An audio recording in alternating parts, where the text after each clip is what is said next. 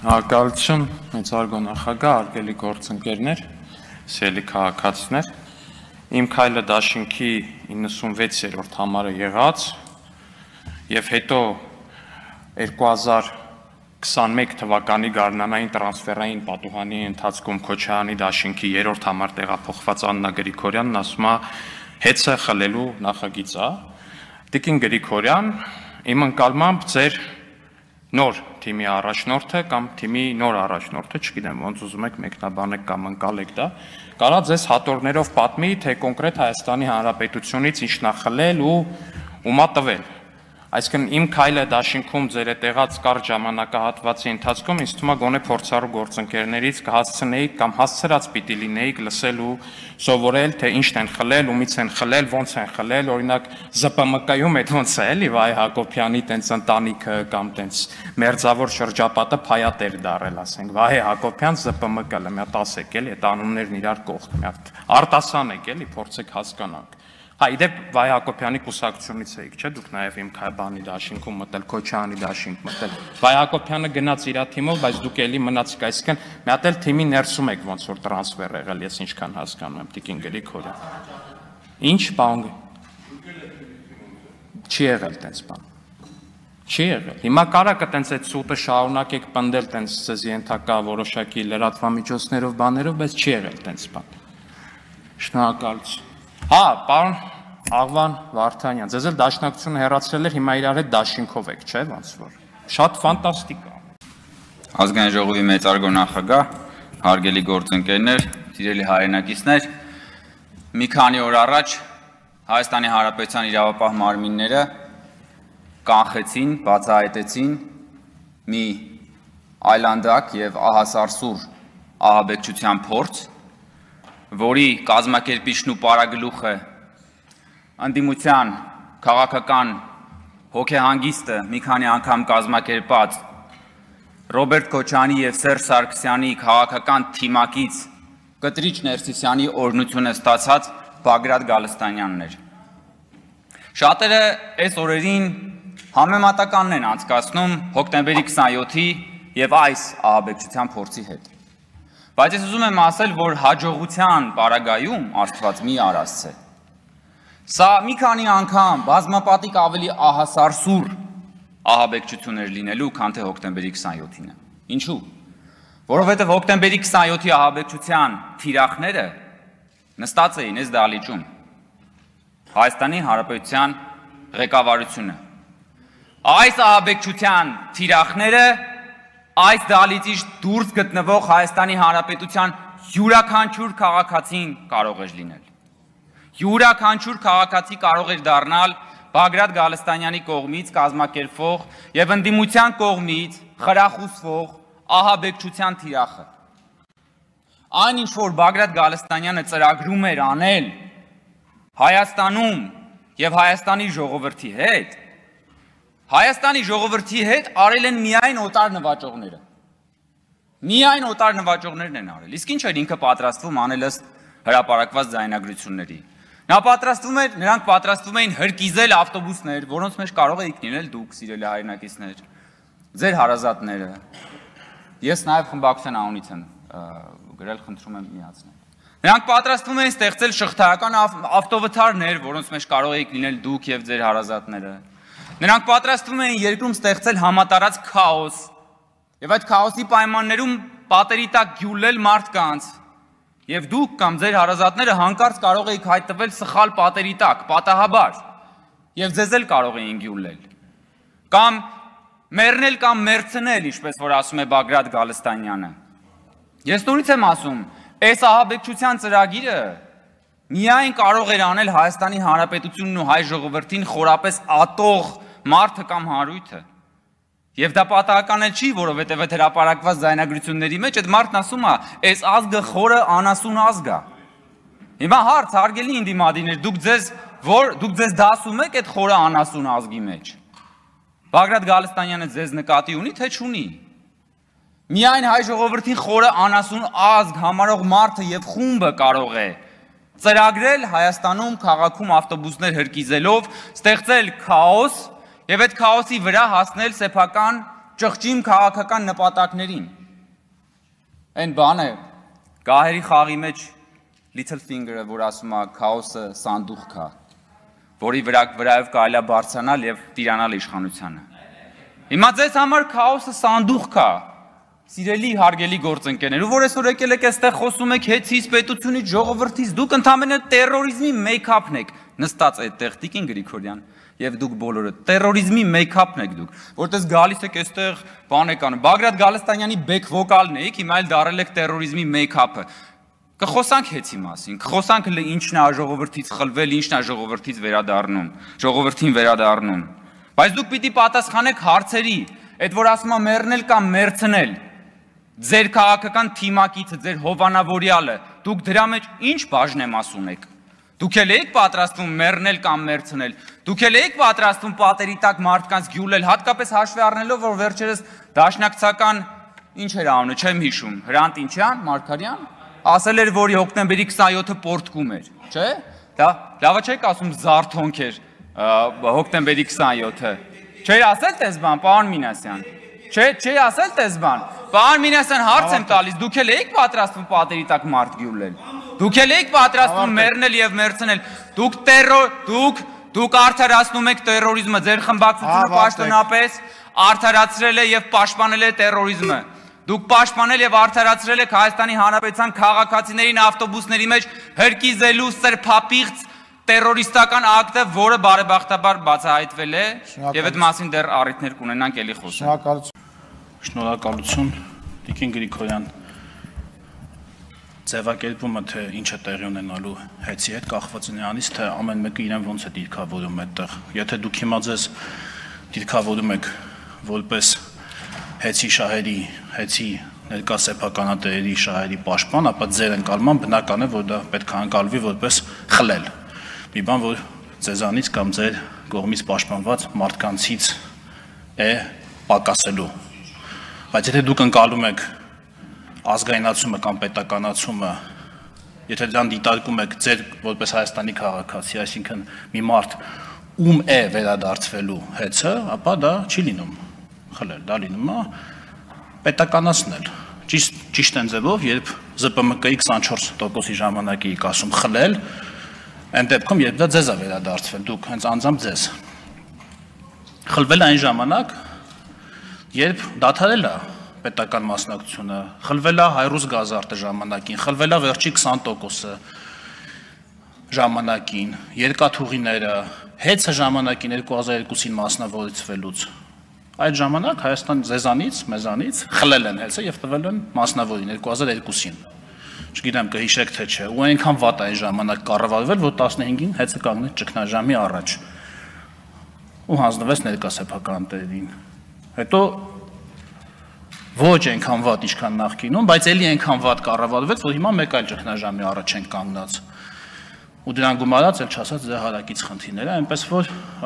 կողմնորոշվեք, ով է խլում եւ ումից է խլում, կամ ով է վերցնում եւ ումից է վերցնում, եւ դուք այս շահերի բախման որ կողմում եք կանգնած, հեծի սեփականատերերի կողմում եք, թե Հայաստանի Հանրապետության կողմում եք, դա էլ որոշեք։ Շնորհակալություն, պարոն Եղա։ Չէ, նայած։ Ես գրանցված եմ։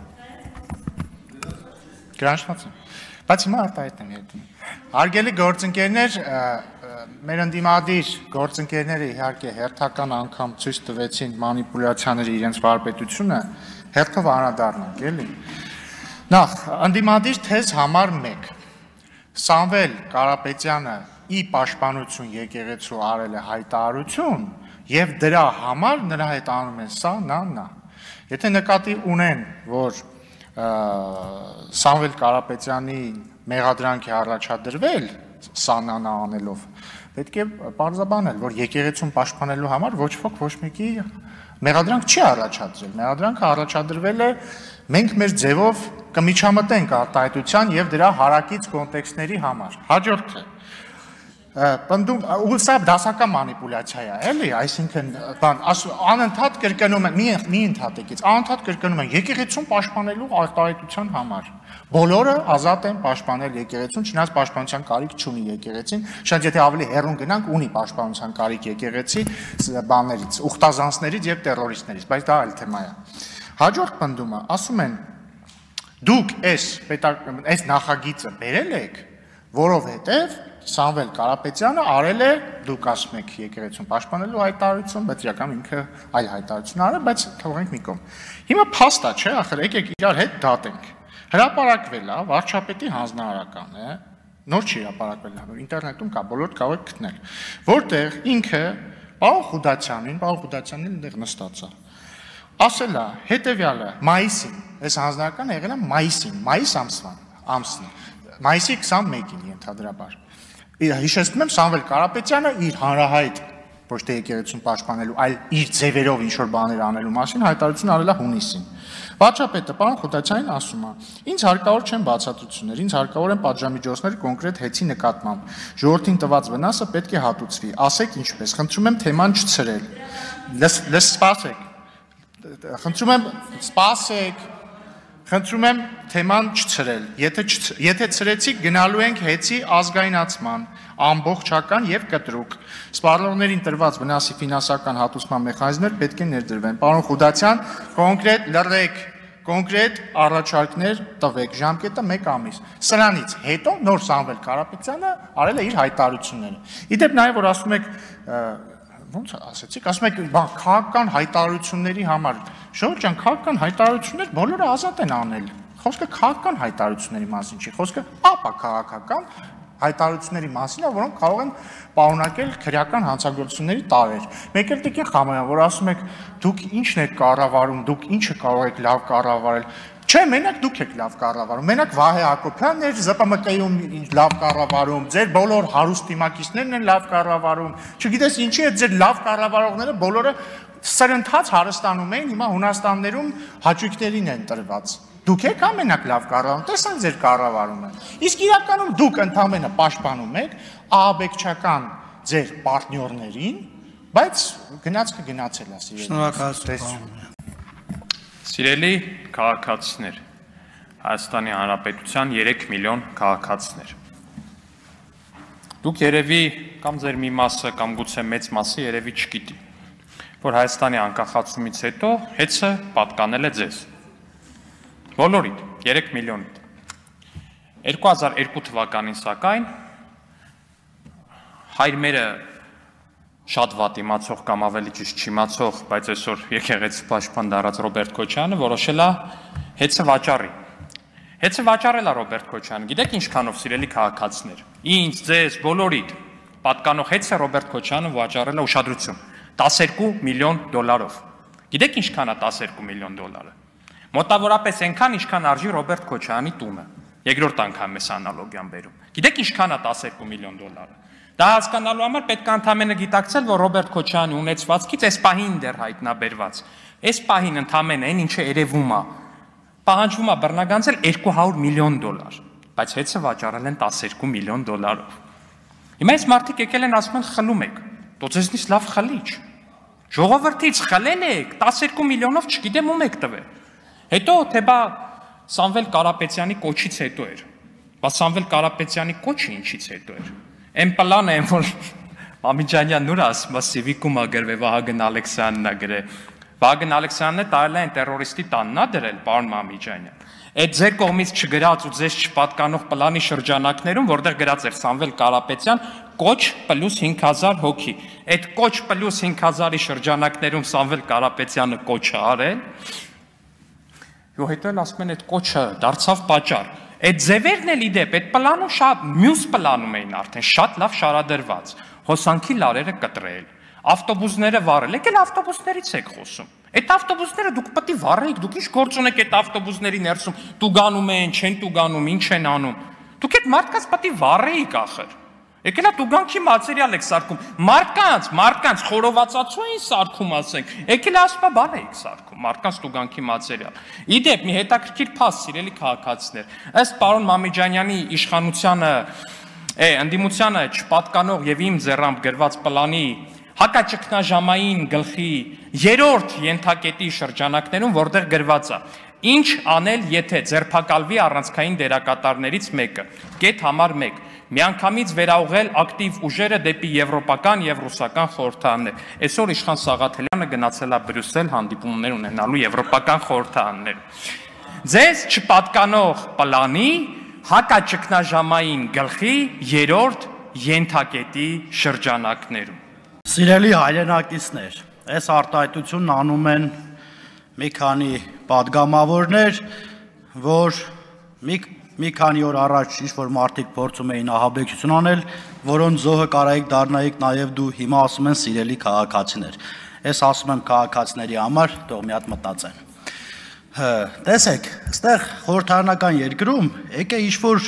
8 տարի ջեբի օլիգարխի մասին սաղ պատգամավորները խոսում են, ես լուրջ եք ասում, ու փաստորեն այդ 8 տարի ջեբի օլիգարխը եկե Հայաստան ու մի քանի պատգամավոր էլ ջեբն է գցե, այսինքն դարձել են օլիգարխի ջեբի պատգամավորներ ու ուրնում ասում են հեծը Սամվել Կարապետյանը բարերար, չգիտեմ ինչ, այն ով էր ասում, չգիտեմ, ասում է կուզենայիք բարև տայիք, Սամվել Կարապետյանն ուզում էր մոտիկանար այն ուսանող տարիքին բարևեր, այն ընկերներին որ իրան չթողեին բան ասեին ուսանողական տարիքում, հետո դարձավ օլիգարխ, իրաց չէ հիշեց, եթե պետք լինի կարող եմ գավառից լիքը մարդիկ ասեմ ձեզ ասեմ, հա, ասում է բանը, այսքան ժամանակ հեծը սենց, հեծը նենց, հեծը, որ հեծը լսել եք մի զոհվածի ընտանիքի լույս մի ամիս անվճար տրամադրի, մայրը կուրս կա տալիս երեխուն, բայց եթե այդ ամսվա լույսի վարձը չի վճարել,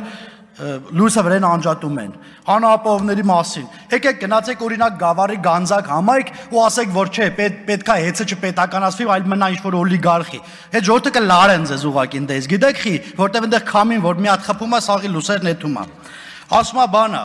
պաշտպանում են, ասում է ահաբեկչությունը, այդ ձայնագրությունը սկզբից ասում էին բանը, ֆարս է, հետո հասկացան, որ այդ չեն կարողանում բան անել, այն մեկն էլ ասում է իշխանիկը, ասում է հոկտեմբերի 27-ը 7 տարի իրանք են, թող բացահայտեն, է որ մի կրակոցով, երկու կրակոցով մի հատ սրտին մի հատ գլխին մարդ ենք նա սպանում, մենք համ խորնեք թաղ է, կբացահայտենք, չմտածեք, հեծնել կպետականացնենք, այդ հեծը չենք խլում, եթե ժողովրդից ժամանակին խլել են, այո, մենք խլելու ենք, հետ տանք ժողովրդին, շնորհակալություն։ Շնորհակալություն, հարգելի գործընկերներ, ես պիտի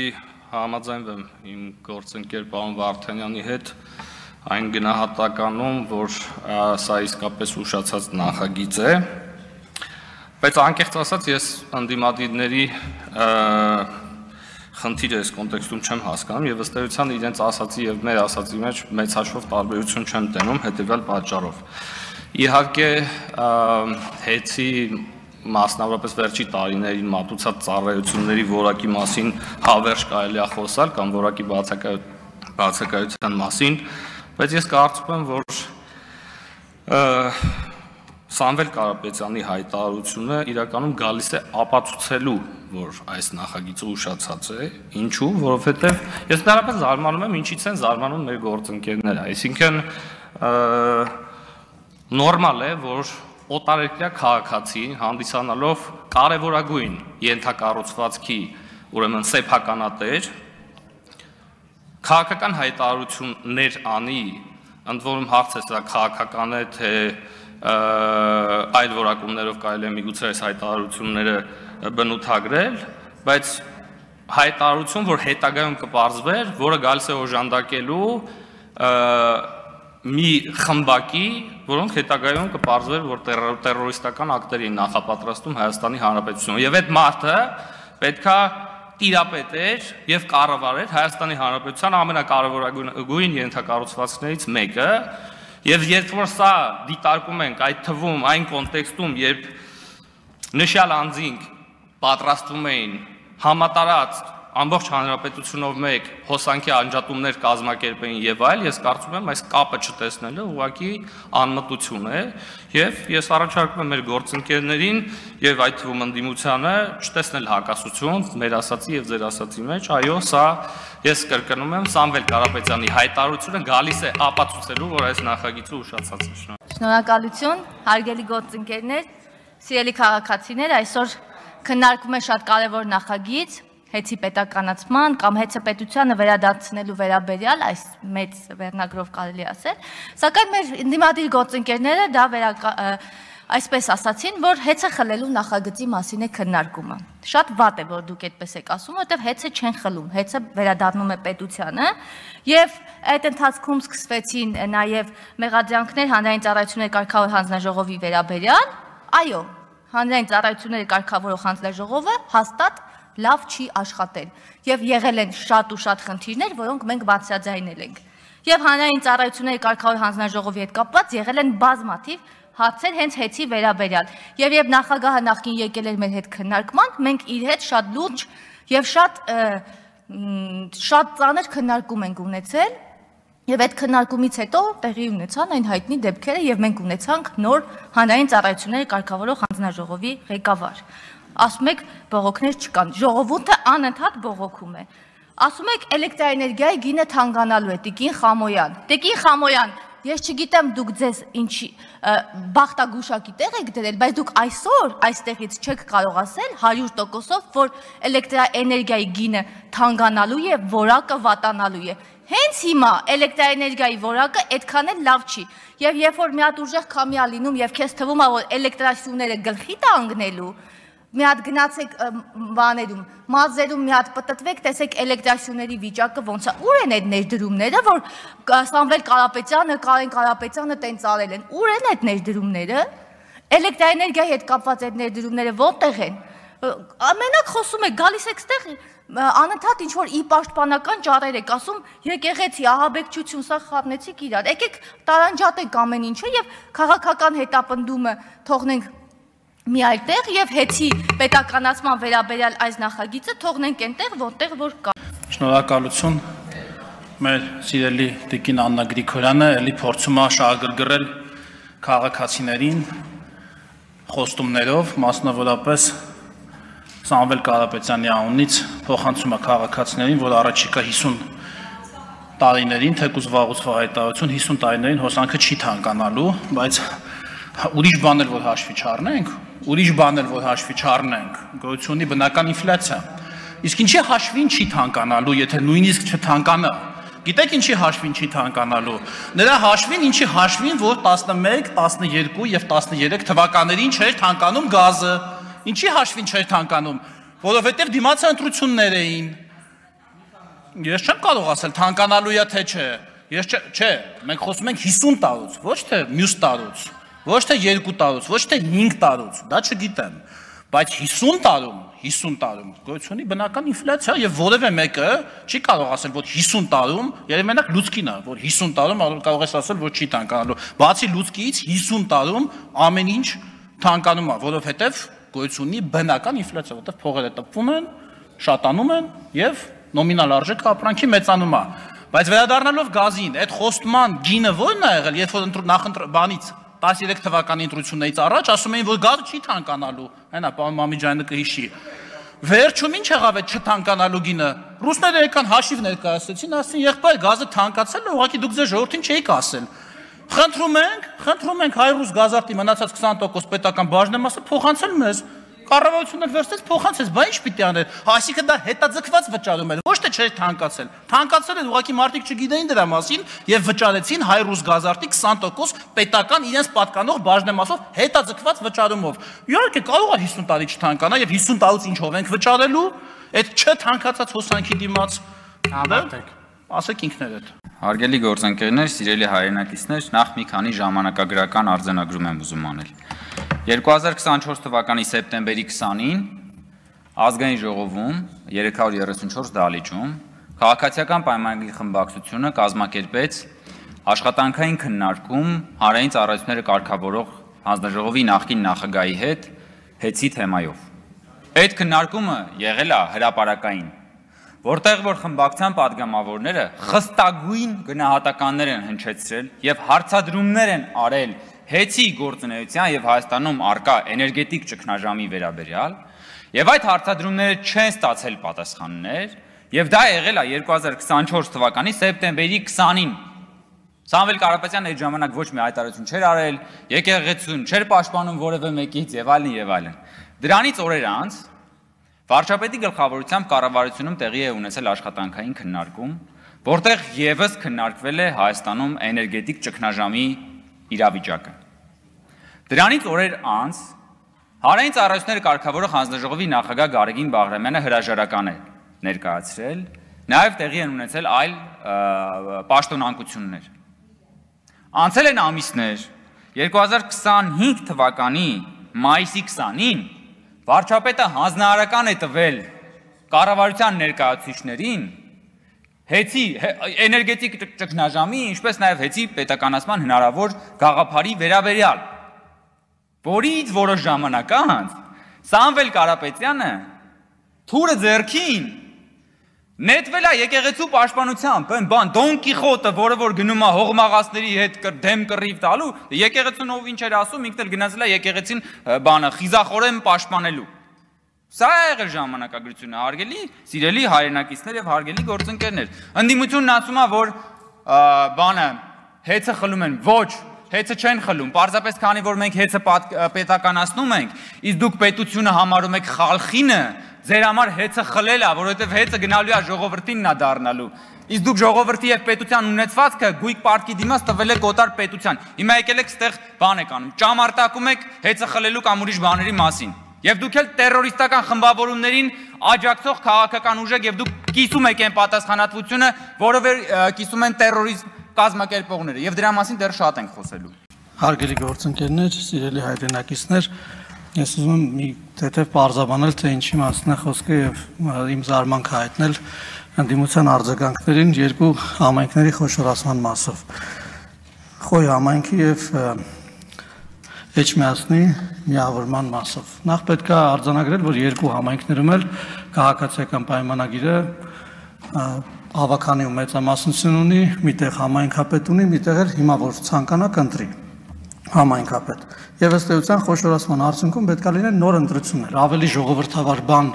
պատկերացնել անհնարին է, որովհետև դու ունես իշխանություն երկու համայնքում էլ, մեզ իբր մեղադրում են, ասում են դուք քաղաքական նպատակարարությունից միացնում եք, որ գնաք ընտրություններին հաղթեք, ունենաք քաղաքապետ, բայց մենք երկու տեղ ունենք արդեն քաղաքապետ,